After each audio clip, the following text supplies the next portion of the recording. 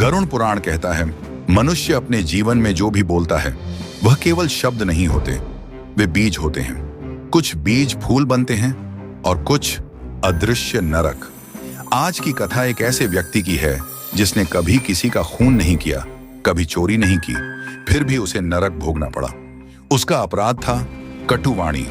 पवित्र काशी नगरी, गंगा की लहरों में मंत्रों की ध्वनि गूंजती थी। इसी नगर में रहता था एक महान विद्वान वाचस्पति।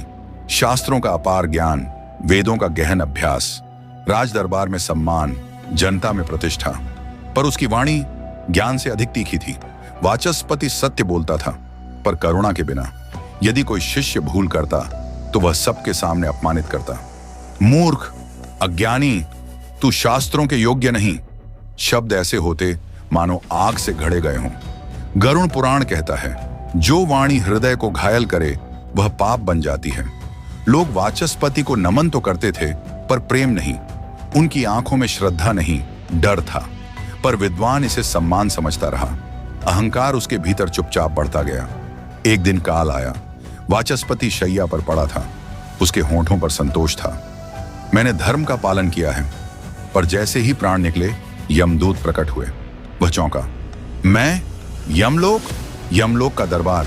चित्रगुप्त बोले, तुम्हारे कर्म लिखे गए हैं। वाचस्पति बोला, मैंने कोई पाप नहीं किया। यमदूत बोले, तुमने शब्दों से असंख्य मन तोड़े हैं। वह हंसा। सत्य बोलना पाप कब से हुआ? यमराज बोले, तुम्हारे लिए अग्नि नहीं है, शूल नहीं है। तुम्हारा नरक शब्दों से बना है। एक लोक खुला, चारों ओर अंधकार और गूंजती आवाजें। वही शब्द जो उसने जीवन भर बोले थे। मूर्ख, अयोग्य, तुच्छ।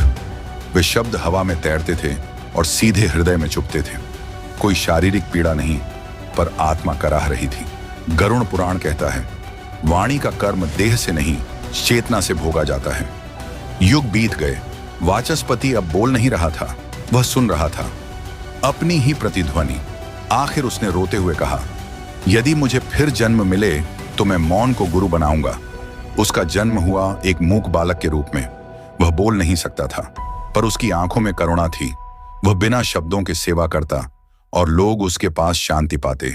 जब उस बालक ने देह त्यागी, कोई यमदूत नहीं आए, केवल प्रकाश, मौन उसका मोक्ष बन गया।